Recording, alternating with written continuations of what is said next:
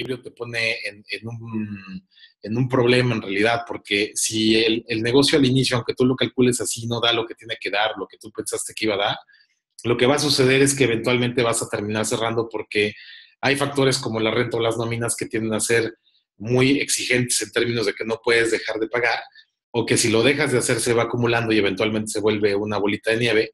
Entonces lo que tenemos que hacer es calcular esa parte, ¿no?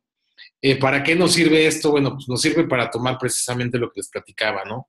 El existir fondos de diferentes fondos a los que podemos acceder nos permite también calcular esto, pero es muy importante que ustedes cuando hacen una petición de dinero la hagan considerando no solamente la apertura del negocio, ni todo lo que necesitan al inicio para poder operar, sino calcular la operación de cierto periodo de tiempo que normalmente, cuando menos deberían de ser 6 meses, idealmente un año.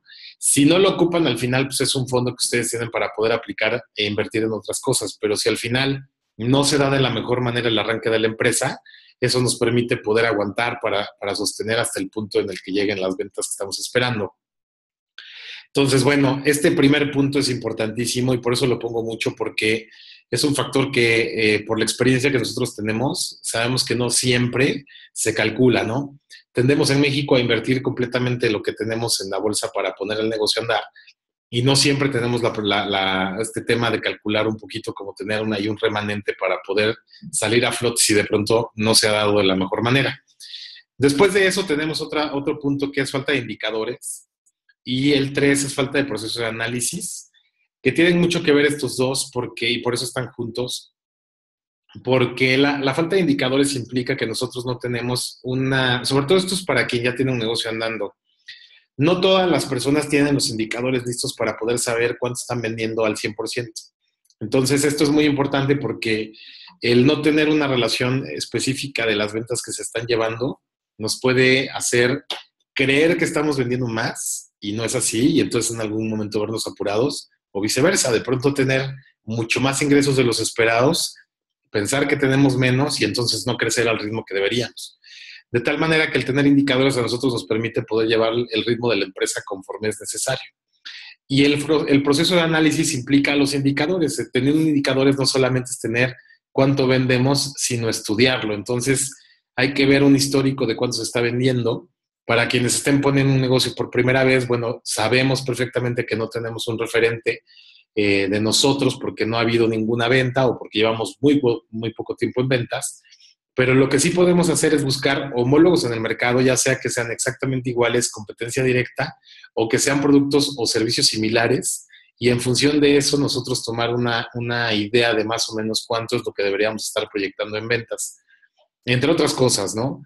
Al momento de proyectar ventas, pues estamos considerando costos, estamos considerando operación, estamos considerando materia prima y demás. Entonces, todo eso también es importante tomarlo en cuenta porque también sirve para hacer el conjunto de la planeación financiera que vamos a solicitar en su momento a los fondos. Luego tenemos la planeación deficiente y los problemas en la ejecución. Una planeación deficiente tiene muchísimo que ver con el no calcular la mejor manera de llevar los pasos para poder ir avanzando en el negocio, y esto puede costar mucho dinero. Para que se den una idea, les voy a poner un ejemplo muy claro. En una de las empresas que hemos dado consultoría, que es de alimentos, que es algo de lo que conocemos todos, lo que ha sucedido es que, por ejemplo, cuando se hacen los cálculos, se hace la planeación respecto de lo que se va a empezar a vender o de los productos que creemos que pueden ser muy funcionales en venta, y resulta que no es así, y no vamos haciendo un análisis y vamos planeando y vamos cambiando conforme el paso, lo que puede suceder es que empezamos a perder dinero. Para ser muy específicos, les puedo contar, por ejemplo, el caso de algo que todo el mundo conocemos que se llama Starbucks. Entonces, ellos lo que hacen es un cálculo de los productos que más se venden en tienda. Si ellos en algún punto, que normalmente el estudio en general se hace en 8 semanas, ven que un producto no se rota lo suficiente, sale de línea, entonces ya no se debería de vender ahí. Lo que no quiere decir que no se venden en todas las tiendas. Hay tiendas en donde sí se venden productos que en otras no. A lo mejor no lo han notado y es seguramente porque frecuentan las tiendas o las sucursales que típicamente frecuentan. Entonces no se han dado cuenta que en otras no hay productos que en algunas otras sí. Pero el no hacer esto nos podría provocar que continuemos vendiendo un producto que a lo mejor en lugar de estar dándonos apoyo económico, lo que está haciendo es quitarnos eventualmente, y cuando se reúne una suma considerable de productos así, se pierde dinero. Entonces también la intención es no hacerlo así. Y esto es muy importante porque en el momento que se pidan recursos, sea privados o públicos, tenemos que llevar un registro de las ventas y normalmente lo que se pide es un crecimiento. Entonces, de crecer en consecuencia de algo así, nos generaría pues un problema en función de la comprobación y de enseñarle a quien invirtió que realmente se están llevando las cosas de la forma adecuada. Y finalmente, la parte de problemas en la ejecución tiene mucho que ver con que hay o habemos algunos emprendedores o empresarios que de pronto procuramos no gastar de más por ejemplo, en plantilla o en algunas otras cosas. Y entonces el absorber demasiadas actividades, sobre todo cuando eres dueño, te quita tiempo para hacer otras cosas que son más importantes desde tu punto de vista, bueno, desde la cancha del dueño, ¿no? Como una planeación estratégica, apertura de mercados, ventas específicas, tratar clientes que a lo mejor son muchísimo más grandes, complejos, vender productos especializados y demás. Entonces aquí el tema es enfocar los recursos en donde tienen que ir y cuando necesitamos apoyo, buscar el apoyo necesario y subirlo al barco para que entonces tengamos mayor libertad de poder enfocarnos en lo que más productivo puede volver el negocio. ¿Por qué? Porque nosotros vamos a prometer en el momento que bajemos fondos una cantidad de recursos que se va a incrementar en ventas, ¿no? Si estamos en ceros, vamos a hacer una estimación de cuánto vamos a vender en el primer periodo de la empresa, que normalmente es un año. Y si ya tenemos la empresa, pues vamos a hacer una proyección de las ventas, cómo van a ir incrementando año con año, típicamente durante 5. Entonces, el no tener esta planeación bien armada y el no enfocar los recursos en donde nosotros tenemos que estar, puede hacer que la empresa eventualmente pierda dinero o no crezca al ritmo que necesitamos. Y eso puede ser muy grave porque hay instituciones que no permiten que no se alcancen las metas que están buscando. Entonces, estos son los 5 puntos que a mí me gusta mucho. Con esto empezamos siempre, porque es muy importante el tener esta claridad sobre el por qué están fracasando las empresas y cómo lo vamos a combinar con lo que les voy a platicar ahorita, que ya tiene que ver exactamente con el tema que es lo de fondos y recursos, ¿no? Entonces, ahora ya entrando al tópico de fondos y recursos, si me ayudan a pasar a la siguiente. Ok, creo que una de las primeras preguntas que siempre me hacen es ¿cuánta lana hay, no? Entonces, para contestar esto, les voy a decir que a nivel nacional nosotros tenemos un registro de más o menos 130 diferentes espacios donde se pueden conseguir fondos y recursos para los emprendedores y empresarios. ¿Qué quiere decir? Que si cada uno tuviera una cantidad específica, en la suma de los 130 generaríamos un monto muy grande. Para que se den una idea del monto que existe, estamos hablando más o menos de unos... Me voy a ir muy bajo como para hacer somero porque luego me subo y la gente considera que no es como... Parece no real. No, sí, ajá, o sea, todo el mundo dice, no, no puede ser, no, pero sí, de verdad es muchísimo. Pero miren, para que se den una idea, yo les diría que por lo menos cada año debe de haber como 150,000 millones de pesos disponibles para bajar en fondos. Entonces, y es más, yo les aseguro que es más. Yo creo que si nos metemos a hacer una revisión muy concreta de cada uno de los fondos, cuánto está aportando cada año, pero sobre todo con cuánto cuentan y cuánto podrían dar, eso sumaría sin ningún problema esto. También estamos considerando, por supuesto, que hay empresas o emprendedores que tienen las condiciones ideales para poder solicitar también créditos. Y hay créditos que se les llaman créditos blandos. Entonces, un crédito blando también se vuelve al final del día un apoyo para el emprendedor, porque si tienes la capacidad de poder hacer el pago, eso te permite poder solicitar una cantidad de dinero para poder salir avante ante un compromiso o ante una necesidad inmediata. Normalmente los fondos que se solicitan tienen un periodo de tiempo específico para poder gestionarse. Entonces, el tener una premura de tiempo en términos financieros implica tomar una acción muy rápida y entonces lo normal o lo más común es una de dos. O se buscan algunos apoyos financieros a través de préstamos blandos, de créditos blandos, o se busca inversionistas, ¿no? Que son como las reacciones más ágiles en términos de ingreso de dinero para una empresa. Entonces, eso también implica que tenemos que preparar un proyecto y que tenemos que hacerlo muy bien, porque sobre todo hablando de inversionistas, tenemos que comprobarles que el negocio tiene un potencial específico para poder responder ante las expectativas que tienen. Con el banco es muchísimo más sencillo porque el banco te va a pedir números y estados de cuenta y entonces si tienes capacidad de pago al banco probablemente no le interese mucho en qué lo inviertes, sino que lo devuelvas. Entonces, bueno, pues por ahí hay una manera de poder salir. Otra cosa importantísima es que Cuando nosotros pensamos en cantidades, es importante que sepan que no siempre, no todos los organismos dan los montos completos para el negocio. Es decir, hay algunos organismos que te dan parte de la inversión que tú tienes que hacer. Habrá algunos que dan menos. Normalmente nadie baja del 40% de la aportación, pero hay unos que dan muchísimo más, que puede ser el 90%, y hay algunos que pueden volverse el 100%, pero son los más atípicos y en donde normalmente te piden que des un equity de tu empresa, es decir, una participación en porcentaje sobre el negocio. Entonces, más o menos para que se den una idea, ¿no? Ahora, si me ayudan a pasar, ¿te pico ahí? Sí. Ok, perfecto, va. Miren, esta imagen es muy importante, a mí me gusta mucho enseñárselas. Son algunos de los que existen, ¿no? El primero que tienen en el listado de arriba hacia abajo es el INADEM. El INADEM es el Instituto Nacional del Emprendedor, que el año pasado tuvo 16,000 millones, que son datos ya específicos y que se pueden buscar en internet, ¿no? No es una cifra que estemos sacando del aire. Todas las que están ahí tienen el sustento de que ustedes pueden entrar a internet y buscar, y típicamente son los montos que aparecen. En CONACYT, que es un tema de enfoque a tecnología, esto es muy importante porque no todo el mundo sabe que CONACYT, además de becas, otorga también fondos para desarrollo de negocios. Y que si bien tienes que tener un enfoque tecnológico y de innovación, a todos los negocios se les puede dar un enfoque tecnológico y de innovación. Entonces, en realidad yo les diría que el 90% de los proyectos que existen en México son susceptibles de poder obtener un fondo a través de esto. Y el CONACYT, el monto que tuvo ese año fueron de 30,000 millones de pesos. Entonces, si se dan cuenta, nada más ahí ya llevamos la tercera parte del monto que les dije, ¿no? Entonces, está impresionante. Luego está Conaculta, que es el tema de cultura en México, la parte de gobierno que se encarga de cultura. Ellos también tienen fondos, entonces es muy importante que sepan porque, por ejemplo, de Conaculta es una de las organizaciones a las que menos se le pide. Y entonces pasa algo muy triste cuando no se solicitan y no se acaban los fondos. Cuando un fondo no se pide y quedan remanentes, es decir, si había 3,000 millones y solamente se piden 1,000 y sobran 2,000 millones, la lógica del inversionista, que en este caso es el gobierno, es no hacen falta. Entonces lo que vamos a hacer es recortar el presupuesto ahí para dejar menor cantidad porque no lo solicitan y quiere decir que no es necesario, y lo canalizamos a otras cosas en donde sí.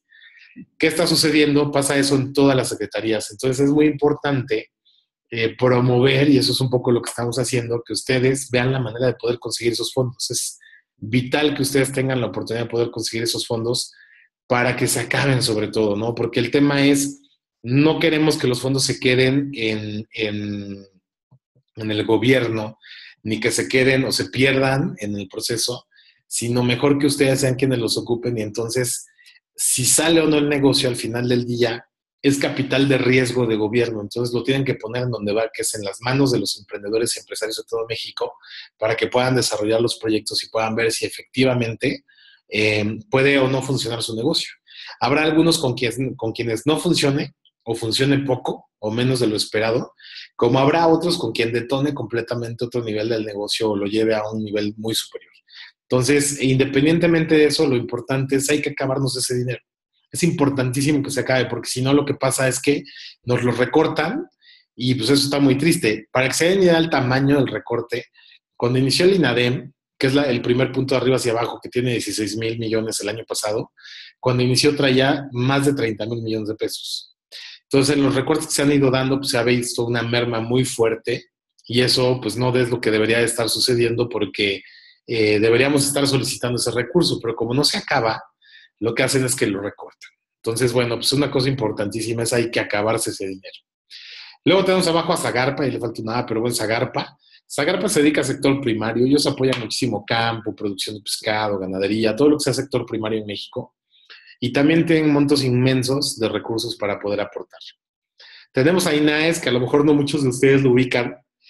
INAES es un organismo de la Secretaría de Economía, que perdón, voy a tomar agua. Es un organismo de la Secretaría de Economía como el INADEM, pero INAES se enfoca a proyectos sociales. Entonces, si alguien de ustedes tuviera algún proyecto enfocado en desarrollo social,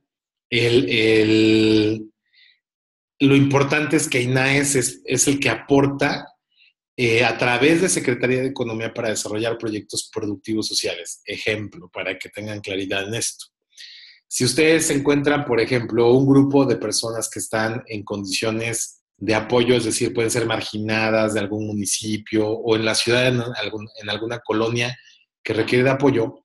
Y resulta que, por ejemplo, ellos tejen bolsas de palma. Entonces, si ustedes consideran que la bolsa vale la pena y se le puede poner una marca, sacarla al mercado y desarrollar un plan de comercialización de esas bolsas. INAES apoya este tipo de proyectos específicamente ahí. O sea, la Secretaría de Economía apoya proyectos sociales productivos a través de INAES. Aparte de INAES, está Sedesol, pero Sedesol lo que hace es aportar recursos para proyectos sociales que no necesariamente tienen que tener un retorno sobre la inversión. Entonces, por ejemplo, si Sedesol daría para construir una clínica en donde sabe que puede o no funcionar o que a lo mejor el servicio se regala y puede no ser productiva. INAES no. INAES lo que va a hacer es dar dinero para gente que está desarrollando proyectos de apoyo social, pero que tienen capacidad de poder generar recursos y mantenerse y crecer en el tiempo. Es un tema de incrementar la economía social. Entonces, esa es la diferencia básicamente respecto de estos tipos de programas. Abajo de INAES, en la lista que tienen ahí, van a ver algo que se llama HULT. HULT ya de ahí para abajo son privados, que yo quería enseñarles algunos privados para que vean dónde hay dinero afuera.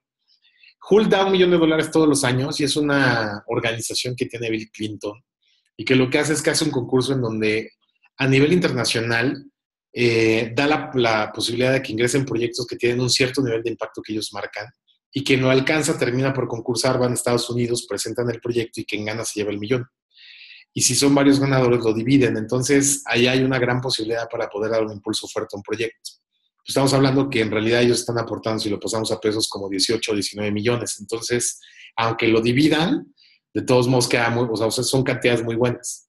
Luego tenemos abajo Orión, que es una organización que da impulso sobre todo a proyectos tecnológicos y da rondas de inversión por $40,000. Entonces, normalmente lo que le entregan al emprendedor es más o menos $500,000 y de ahí el resto se da en especie en oficinas, apoyos, mentorías y demás. Pero bueno, $500,000 es muy bueno para arrancar un negocio de cero, sobre todo porque ellos permiten que entren empresas que son ideas, solamente idea. Que ustedes lleguen y digan, oye, fíjate que tengo la idea de poner una aplicación que haga esto y esto y esto, o una página que haga esto y esto y esto, y si ellos le ven potencial, te suben y te ayudan para que le des forma y lo materialices, ¿no?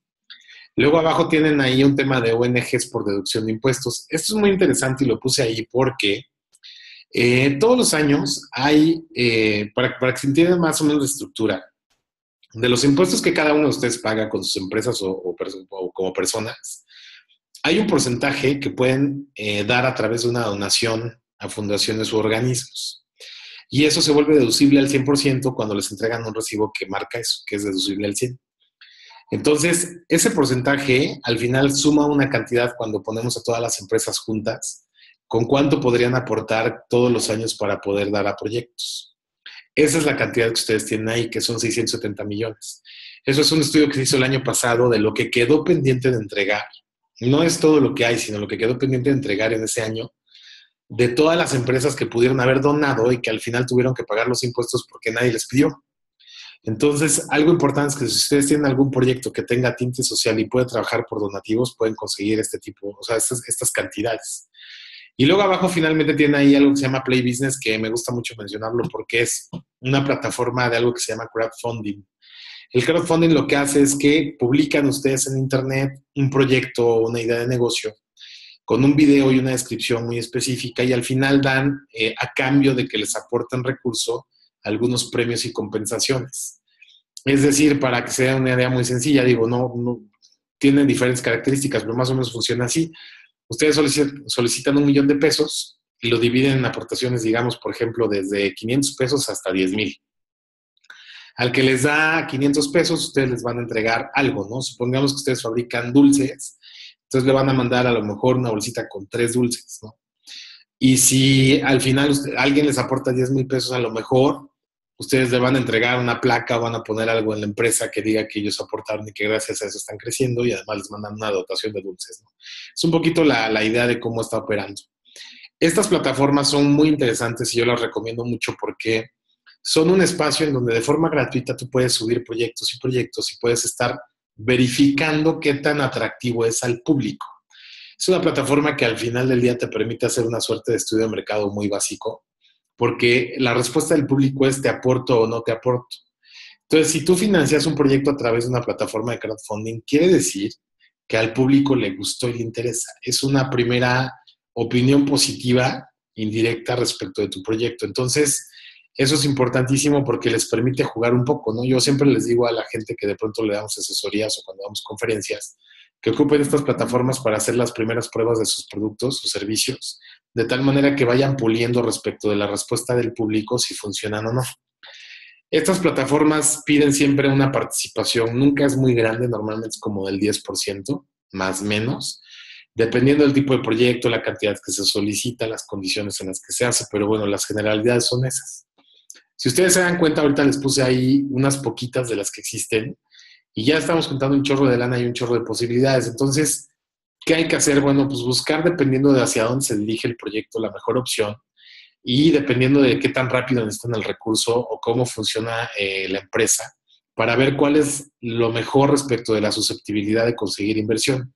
No siempre el gobierno es una opción, no siempre el privado es una opción, no siempre el crowdfunding o el enfoque social, pero hay empresas que pueden tener varios enfoques, como hay empresas que tienen enfoques muy concretos, ¿no? Entonces, ahí el tema es ver cuál sería la opción más adecuada para cada uno de sus negocios. Luego les voy a decir, ok, eso es muy importante, ¿no? A lo mejor alguno de ustedes está preguntándose si sí pasa o no pasa. Bueno, sí sucede. Primero porque yo les quiero platicar que esto comenzó con la búsqueda de recursos para mis empresas. Entonces, logramos gestionar recursos y nosotros vimos, tocamos y nos gastamos el recurso.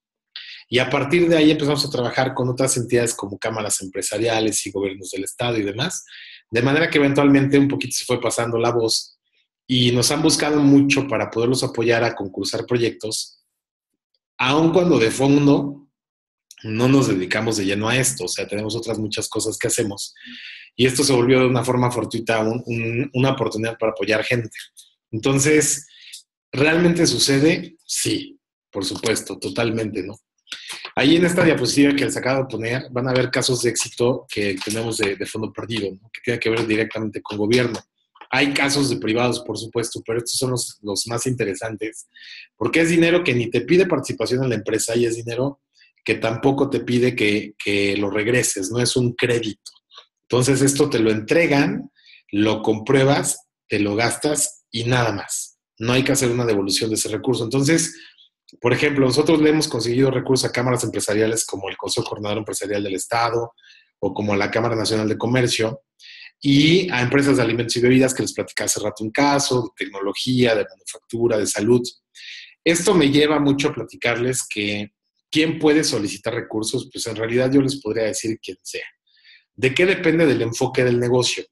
Porque miren, por ejemplo, si ustedes tienen algo de sector primario que el organismo que debería de dar recursos es Agarpa. Le voy a poner un ejemplo muy concreto.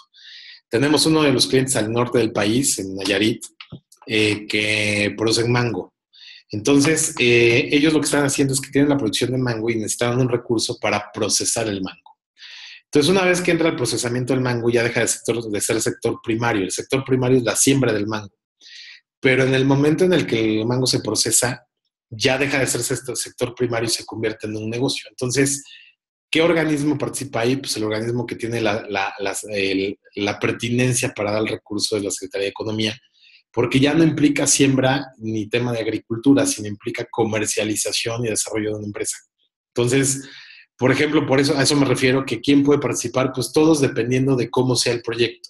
Entonces, ¿de qué depende? Pues depende muchísimo de que en su momento pues, platicáramos con cada uno y ver la manera en la que les podamos ofrecer las mejores opciones para que puedan darles la mejor orientación para ver por dónde tienen que entrar.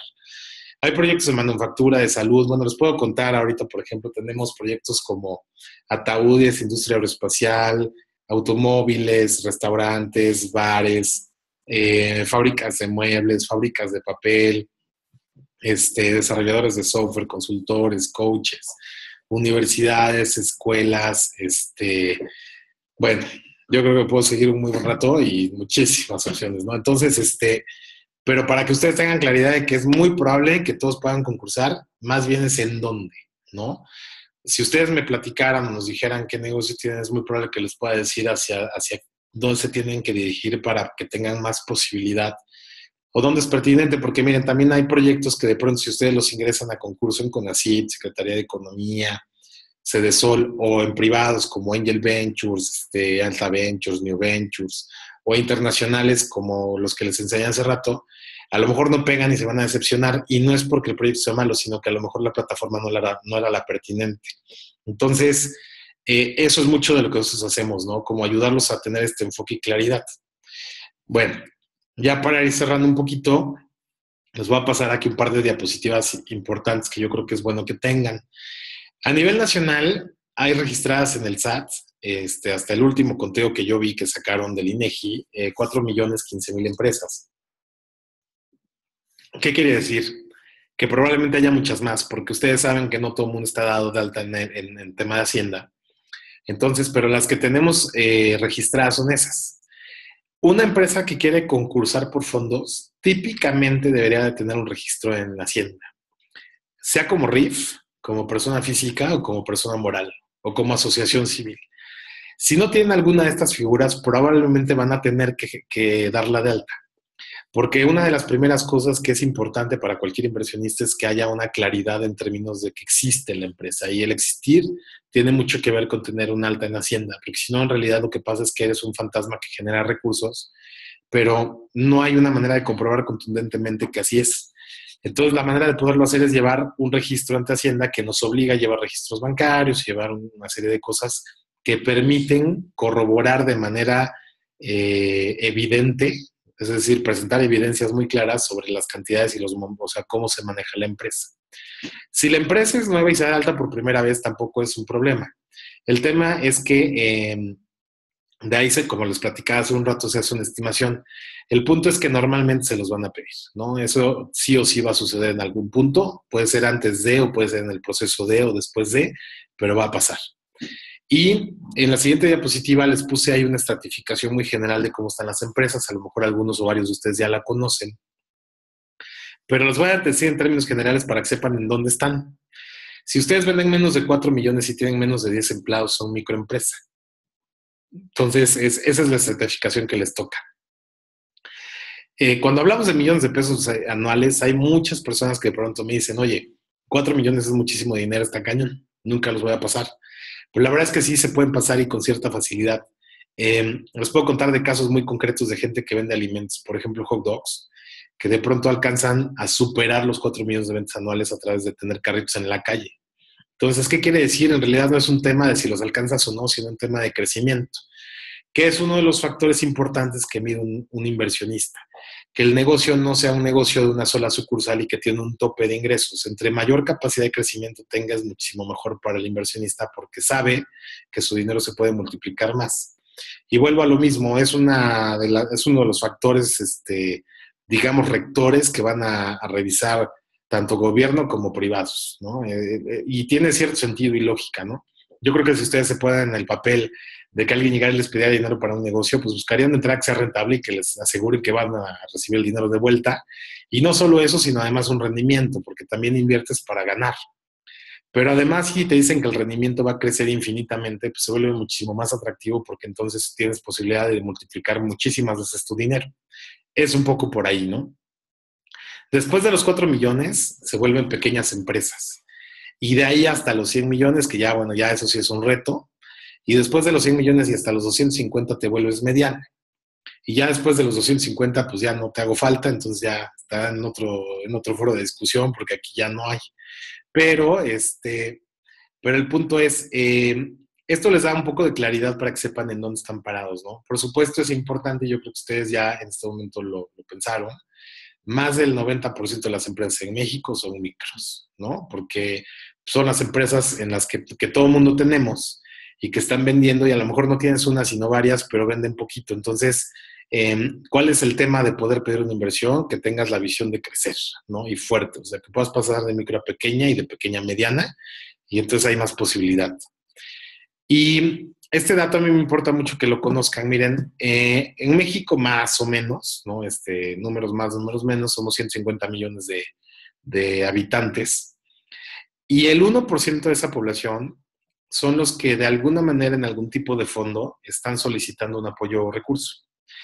Eso es algo que preocupa. O sea, es muy poquito el porcentaje que se está generando de solicitudes, ¿no? Si estamos hablando de 150 millones de personas, bueno, 5% se me seguiría siendo poco, ¿no? Pero bueno, 1% es irreal. Entonces, ¿qué tenemos que hacer? Pues comunicar esto lo más que se pueda y darle las herramientas a todas las personas para que lo puedan hacer tanto como sea posible, de tal manera que este 1% pase a 2 y luego a 5 y luego a 15. ¿Por qué? Pues porque es muy importante que los recursos disponibles que están ahí afuera se apliquen realmente en lo que deben de aplicar, si no se queden estáticos, ¿no? Es como tener una inversión en la que no estás haciendo nada, ¿no?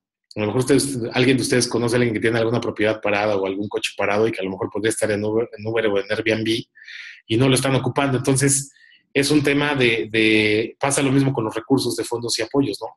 Están destinados a apoyar y a dar fondos para emprendedores y empresarios. Cuando no se ocupan, pues es un recurso desperdiciado, porque a lo mejor en las manos adecuadas eso podría multiplicar muchas veces empleos, ingresos, ventas, flujos de efectivo y eventualmente pues generaría un tema de impacto social, ¿no? Al final una empresa que va creciendo y genera empleos y genera mayor riqueza, pues impacta evidentemente en todo el entorno y eso genera una posición social y económica mejor para toda la comunidad, no solamente para la persona. Entonces, de eso se trata. Entonces, esta es alarmante, ¿no? Punto. Y bueno, ya para cerrar, ¿qué montos de recursos pueden pedir? Miren, los montos, en realidad hay una variedad de montos muy amplia, ¿no? Pero yo les voy a dar aquí como los base, ¿no? Digamos como los promedio. Normalmente puedes pedir entre 50,000 pesos y 5 millones 6, que es, digamos, la base, el punto de salida. Cuando alguien ya traiga una empresa mucho más grande, que ya tiene interés en desarrollar proyectos más fuertes, también hay fondos que dan muchísimo más dinero. Pero digamos que la gran mayoría de todos nosotros vamos a concursar sobre esos montos, ¿no? Eh, Alguien que pide ya 5 o 6 millones ya realmente está pidiendo un monto interesante, ya fuerte, implica que ya vas a hacer una inversión y un cambio en tu empresa, ¿no? Ya quien pide 30 millones, 50 millones o 100 millones de pesos, bueno, pues son empresas que ya no están en una posición de crecimiento, sino de expansión total. Entonces, normalmente los piden empresas como Bachoco o Mattel o algunas de esas que ya necesitan un empujón inmenso. Pero hasta 6 millones, yo les diría a lo mejor hasta 10 millones de pesos. Normalmente somos todos los que estamos aquí ahorita participando, ¿no? Las fechas de apertura de estas convocatorias típicamente se dan entre enero y agosto. Algo importantísimo, el próximo año hay elecciones y es muy, muy importante que tengan en mente esto porque las elecciones provocan algo. En julio son elecciones, 3 meses antes y 3 después se hace algo que se llama veda electoral. Eso implica que todas las secretarías y los organismos de gobierno no pueden hacer ningún proceso de transacción ni atención a público directa porque puede sesgar el proceso electoral. Entonces, y lo van a notar porque lo que hacen es que ponen, por ejemplo, una de las cosas que hacen es que ponen en tonos grises todas las páginas de Internet. En ese periodo de 6 meses no van a poder hacer absolutamente nada. ¿Qué quiere decir? Probablemente todos los fondos que tienen que ver con gobierno se van a tener que jugar entre enero y abril. Entonces, eso es importante que lo tengan presente porque si no, a lo mejor se les pueden pasar. Los privados, evidentemente, no responden a estos temas y ellos llevarán su calendario normal, ¿no? Aquí hay una pregunta. Sí. Pregunta si vende, que no tiene nombre, pero bueno, si vende, dice, pregunta si empresas SaaS participan y se pueden gestionar desde el extranjero. Sí, hay algunos fondos que se permiten gestionar desde el extranjero porque son en línea. Son pocos, pero sí los hay. Y las SAS pueden participar, aunque les voy a platicar que son un poquito complicadas. Ya sería un tema de platicarlo un poco más en corto, pero sí se pueden participar como SAS y sí se puede participar desde el extranjero, aunque son pocas las opciones, pero las hay. Lo único que va a pasar, y eso es muy importante, es que tienen que tener dada de alta la empresa en México y al día en impuestos en México. Pues se los van a solicitar. No importa que estén en el extranjero. Ya he tenido casos de gente que vive en otros lados y que de pronto quiere hacer un concurso y lo puede hacer, nada más que tiene que tener a alguien aquí que le pueda ayudar a sacar todos los temas de procesos que se pudieran dar, sobre todo en el tema de impuestos, porque, por ejemplo, uno de los documentos que muchas de las dependencias que solicitan para poder dar apertura, que pidan fondos, es la forma 32 desde el SAT, ¿no? Es la opinión de cumplimiento en positivo. Si ustedes la sacan, que la pueden sacar en internet, ¿no? Si van al día no hay problema, porque ya con eso. Pero si de pronto hay algún tema y tuvieran que visitar alguna de las oficinas del SAT, pues no habría de otra más que pedirle a alguien el favor de que fuera a nombre de ustedes, dar una carta a poder o ver qué se puede hacer ahí para que puedan resolver el tema de cumplir con el requisito. Pero en términos generales, por supuesto que hay posibilidad de que puedan concursar desde fuera y por supuesto que cualquier persona puede concursar independientemente de la figura que tenga jurídicamente. A ver, otra. Si quieres avanzar, terminamos y hacemos la sesión de preguntas. Sí, me parece bien. Y sí, ahorita respondemos las demás preguntas. Perfecto, miren, les voy a comentar rapidísimo este último. ¿Qué áreas hay? Y me voy a ir a la siguiente, porque es más interesante. Esta. ¿Para qué les dan lana, no? Les dan dinero para construcción. Esto es muy importante que lo tengan claro. No pueden adquirir un terreno, ni pueden comprar una casa o departamento o edificio, pero sí pueden tener una propiedad. Y entonces, si tienen un terreno, pueden construir. Pero si tienen un edificio o una nave industrial, podrían hacer toda la obra civil para poder acondicionar, por ejemplo, los espacios. Luego les dan para equipamiento, que es la compra de maquinaria y equipo, el que sea donde esté. La única condición típicamente es que se pueda adquirir con una factura emitida en México. Entonces, para que haya una comprobación fiscal, evidentemente. Entonces, si ustedes la traen de China, de donde sea, de Alemania, de Japón, de Estados Unidos o de Monterrey, el tema es que tiene que haber una factura. Luego hay para hardware y software, ahí se juntaron dos rubros, pero bueno, hardware y software, bueno, está muy entendible, les dan para equipo de cómputo y para las licencias que requieran o para la programación de algún software especial. Les dan para comercialización, esto es una belleza. Hay algunos medios mediante los cuales algunos organismos públicos y privados otorgan recursos para la parte comercial, es decir, les dan dinero para promoción y publicidad durante periodos específicos, ¿no? Por ejemplo, el INADEM lo da para 6 meses. Entonces, pero es increíble porque te están dando chance de que parte de ese dinero que te da es para generar difusión y promoción y ventas. Entonces, está genial. Luego les dan para certificaciones, que bueno, ahí les puedo nombrar las que quieran, las que ustedes consideren de su empresa, cada quien conocerá las que son referentes a su negocio, pero pues hablamos de ISOs, distintivos H, HACCP, FDA, Great Place to Work, DSR, cualquiera de este tipo de certificaciones se pueden gestionar. ¿Cuál es la condición? Que la certificación incremente la competitividad y productividad del negocio. Si no está haciendo esto, entonces es muy probable que no les den chance de poderla jugar, porque entonces sería un lujo, no una necesidad. Luego está la parte de capacitación, en donde les pueden dar, bueno, consultoría y capacitación, ¿no? Entiéndase consultoría como alguien al quien le piden un apoyo como especialista para poder desarrollar algún proceso o algo específicamente dentro de la empresa. Y la capacitación es un tema de poder formar al equipo de trabajo o a los directivos o al dueño para que tengan un mejor desempeño. Entonces eso también les dan. Finalmente les dan para eventos y para exportación. Para eventos hay algunos rubros que dependen, ¿no? Pero, por ejemplo, en el tema de eventos les pueden dar para participar en foros y exposiciones en el extranjero si tienen algún producto que se pueda vender allá. O que puedan buscar alianzas estratégicas, socios en el extranjero, puntos de comercialización, canales de distribución, etcétera, etcétera, etcétera. Clientes. Y en la parte de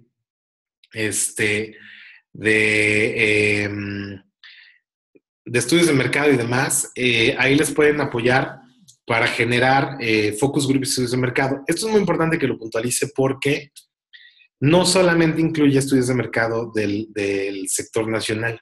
Si ustedes tuvieran un producto en el que quieren entrar a un nuevo mercado, dígase Estados Unidos o Europa, o algún otro, el recurso puede ser enfocado para poder desarrollar los estudios de mercado en el país destino de la comercialización del producto. Eso, la verdad, es que es excepcional. Nosotros ya hemos tenido oportunidad de hacer estudios en el extranjero para empresas, gracias a recursos aportados, y evidentemente la visión es otra, ¿no? Nunca va a haber la misma claridad en la información cuando lo investigas desde la compu y sacas los datos que puedes, que es muy bueno, por supuesto, pero no es lo mismo que vayas y te sientes en Bogotá para checar que los colombianos les interesa tu producto y haces un focus group y te das cuenta que de pronto pues, no iba por ahí, ¿no? Que puede cambiar. A veces son factores muy pequeños, les puedo contar mil experiencias, pero para que se den una idea, por ejemplo, el tamaño del empaque de un país a otro debe de variar por las costumbres, ¿no? Hay países en donde no les gusta guardar la comida como en México, o sea, nosotros doblamos la bolsita y guardamos media bolsa. Hay países donde no. Entonces, el poder consumir un producto de golpe es un factor diferencial que puede generar o no la venta del producto en un país. Y así subsecuentemente, ¿no? También es importante que sepan que es muy bueno acercarnos a expertos, ¿no? Por ejemplo, nosotros damos apoyo y asesoría en toda la parte del armado del proyecto completo y de todo lo que se tiene que hacer respecto de esto, pero la parte, por ejemplo, de los focus y de los estudios y todo esto, nosotros generamos recomendaciones para que ustedes tengan con quién hacerlo y que sean expertísimos, no solo en lo que hacen, sino en los países a los que van. Entonces, eso es muy importante para que, yo creo firmemente en que no, pues no somos todólogos, cada quien en su tema, entonces nosotros tenemos nuestro tema muy concreto y de ahí para allá abrimos la puerta para que a todo el mundo le toque. Y pues ya, básicamente es eso. Yo creo que ahora sí, si quiere, podemos abrir la sesión de preguntas y respuestas y ya vamos sacando las dudas que pueda haber. Muy bien, muy bien. Vamos a las dudas que tengan, escríbanlas. De aquí había algunas de Rafael Sosa. Rafael, qué gusto. Todavía me voy. Preguntaba. Bueno, preguntaba Marisol primero que si los proyectos pueden ser individuales o tienen que ser grupales. Ah, perfecto. Se puede de las dos.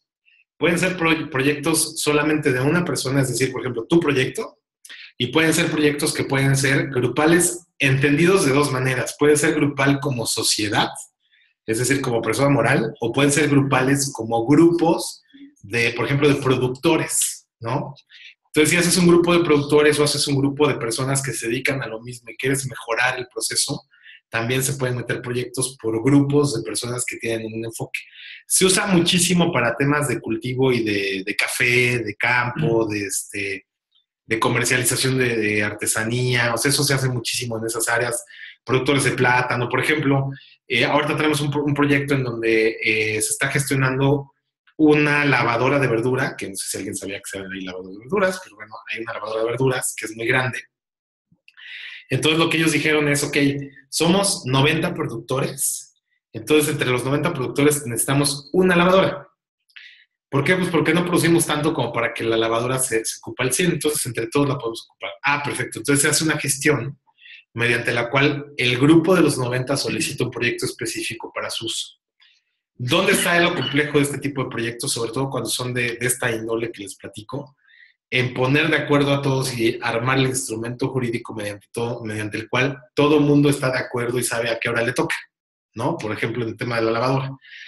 En el caso de una sociedad es mucho más fácil porque, bueno, pues ya se pusieron de acuerdo antes de firmar y si va individual, bueno, pues súper sencillo, ¿no? Pero sí se puede. Muy bien.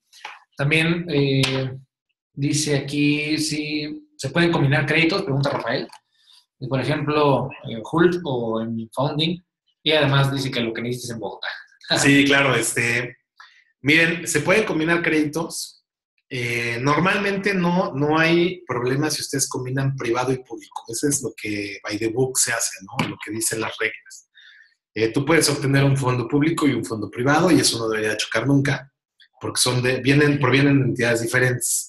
En el caso de México concretamente, y si no mal recuerdo, en Bogotá es la misma orientación. Cuando tú solicitas un fondo público y hay diferentes maneras de solicitarlo y metes, digamos, por ejemplo, a diferentes organismos la petición de fondo, al primero que te asignan, inmediatamente invalida todos los demás. Entonces, todos los demás concursos que tenías para ese mismo proyecto quedan invalidados porque ya te aportaron una vez.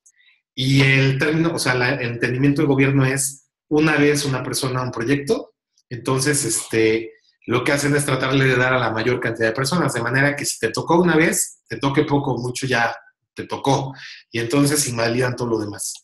En el caso de los públicos es muy diferente y las condiciones son exactamente las mismas en toda Latinoamérica porque ya lo hemos trabajado mucho. Lo que te van a pedir es propiamente un plan de negocio con una proyección financiera muy bien hecha y con una parte de estudio de mercado. Recuerden que en el momento de hacer rondas de inversión, y esto pasa en todo el planeta, o sea, pueden ver programas de Estados Unidos y es igualito, les van a revisar tres cosas muy concretas. Las tres cosas que piden es el emprendedor, es decir, que ustedes tengan potencial y se note. Cuando ustedes graban un video, cuando hacen una videoconferencia, cuando presentan en vivo, que tengan la fuerza, este tema de branding personal y de poder proyectar realmente que ustedes son capaces de lograr llevar a buen término el proyecto. No lo digo yo, lo dicen los inversionistas. Normalmente el emprendedor es la mitad de un sí. Entonces eso es importantísimo. Y la otra mitad va en función del estudio de mercado, que tiene que estar muy bien hecho y sustentado, y se nota. La verdad es que es muy fácil darte cuenta, independientemente si eres experto o no. Cuando revisas el estudio de mercado, claramente se ve quién sí lo hizo a conciencia o con apoyo, y quién pues, fue y buscó lo que se encontró en internet y lo puso, ¿no? Entonces, de verdad se nota. A lo mejor es porque ya tengo mucho tiempo en esto, pero les juro que se nota. Y luego la última parte es evidentemente la parte financiera, ¿no? Entonces, tener una proyección financiera atractiva es muy importante, pero no inventada, ¿no? No es hacerla atractiva en función de Excel, que ustedes saben que le pones un cero de más y ya está, ¿no? Entonces, sino que con base en el sustento de la parte del estudio de mercado y con el sustento de la proyección de ventas que realmente se puede lograr, pues tengo una proyección creíble y que se defienda. La verdad es que, miren, les voy a comentar algo importante. Cuando ustedes hacen una proyección que no está bien hecha y van con un grupo de expertos, sobre todo si van a pedir fuertes cantidades de dinero, normalmente en las primeras 2 o 3 preguntas les tiran el proyecto, porque se van a sentar con gente o se van a parar enfrente de gente que tiene años y años leyendo esto y estudiando esto y viviendo de esto.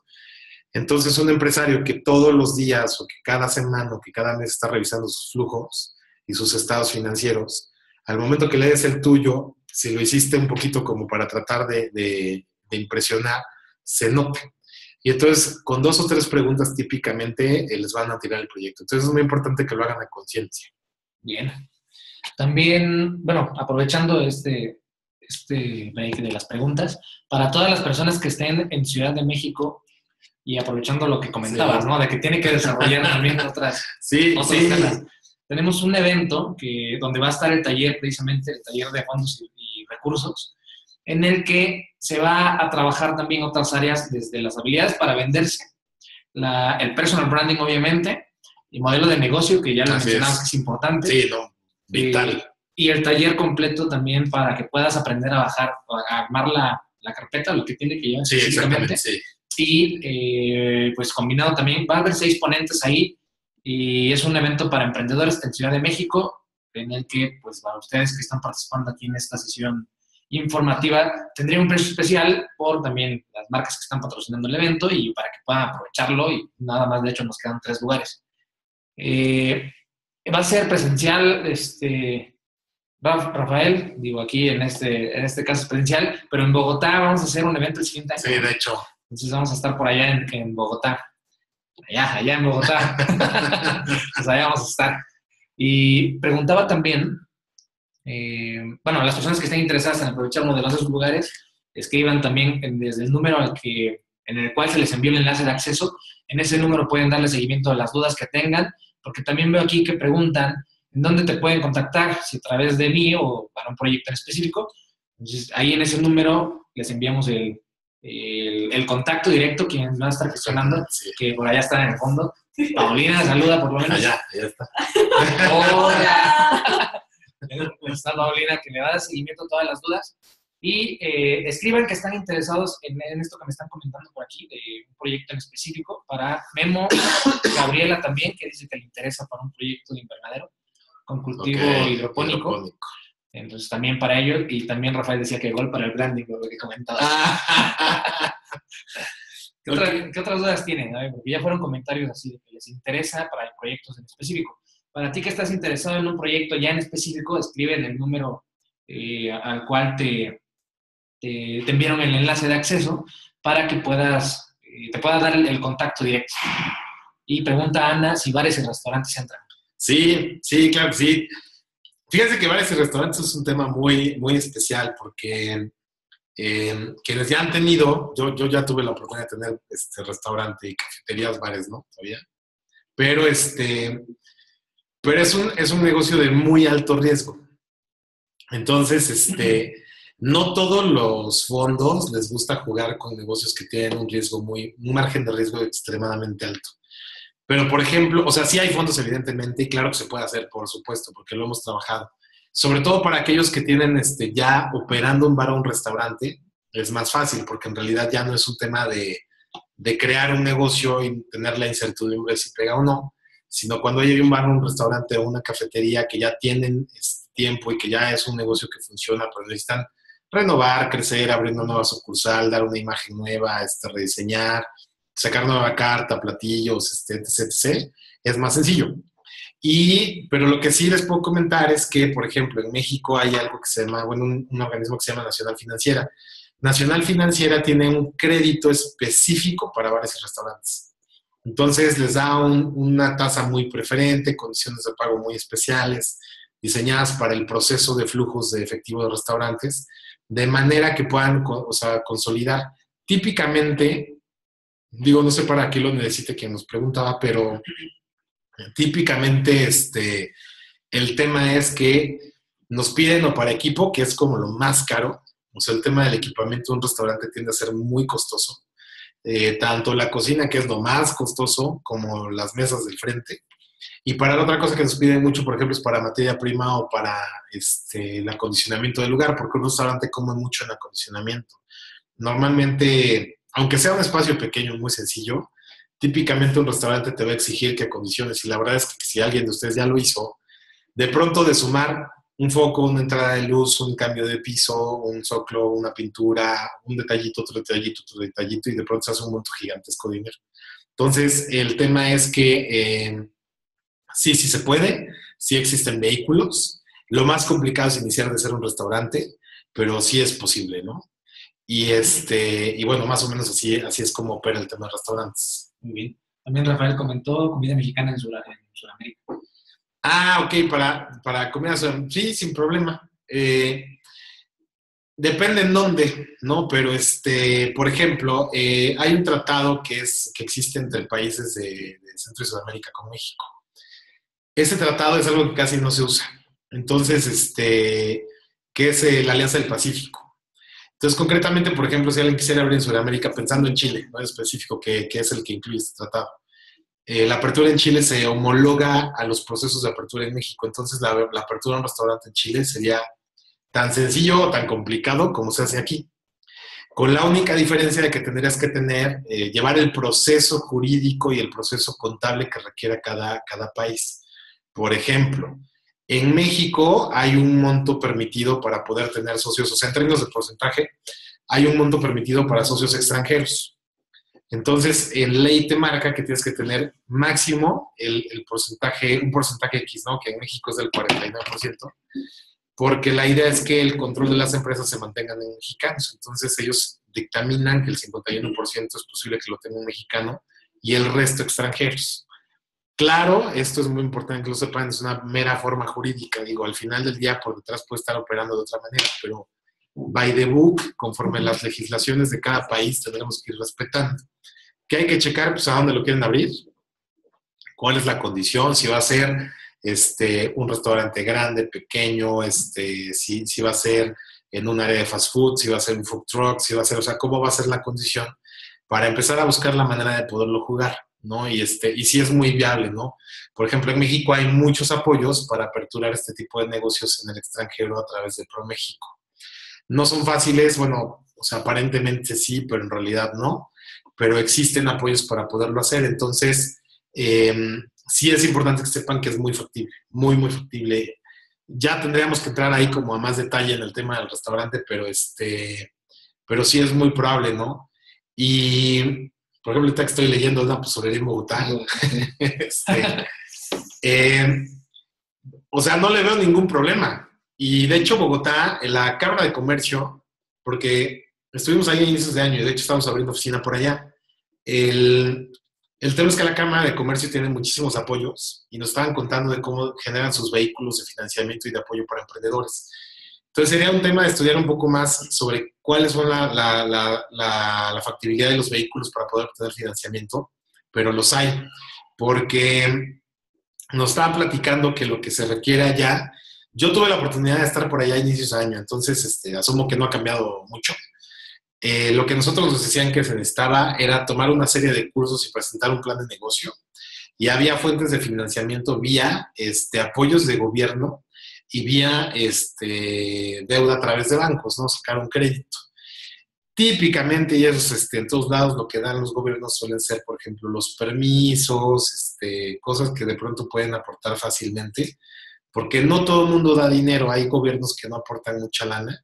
Habría que ver el caso concreto de Colombia y específicamente en Bogotá, pero yo creo que sí debe de haber muy buenas fuentes de financiamiento porque hemos estado muy metidos y de hecho por eso la intención de llegar allá, porque hay oportunidades para apertura de empresas muy interesantes en general en Colombia y Bogotá, por ser la capital y las condiciones financieras que tiene ahorita, tiene muchos apoyos. Entonces, lo que yo podría comentarles es a lo mejor como echarse un clavadito en lo que están haciendo ahorita y si tuvieran alguna duda, no, pues podemos apoyarlos, sobre todo en el armado del proyecto.